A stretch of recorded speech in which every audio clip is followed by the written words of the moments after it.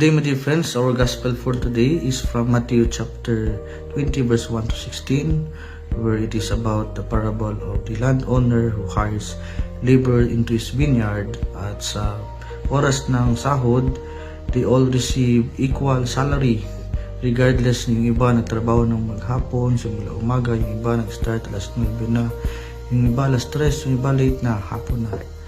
At dahil dito, yung mga nagtrabaho ng buong araw, nagreklamo sila. For them, this is unfair. Pero sabi ng landowner, hindi ba't ito yung pinagkasunduan natin? Tanggapin nyo na lamang ito at umuwi na kayo. Wala ba daw siyang karapatan sa sarili niyang pera? O nainggit lang sila dahil siya ay generous?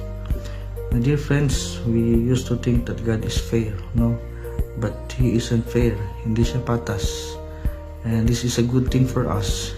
Dapat nating pagpasalamat. Kasi kung ang Diyos ay patas, kawawa po tayong lahat. All of us, we don't deserve His blessings, especially salvation.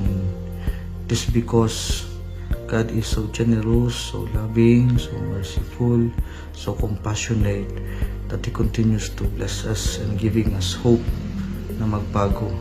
Ang mahalaga lang naman sa Kanya ay ang makasalanan ay makabalik sa Kanya.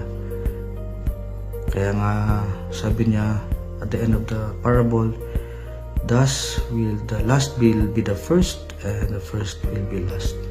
Amen.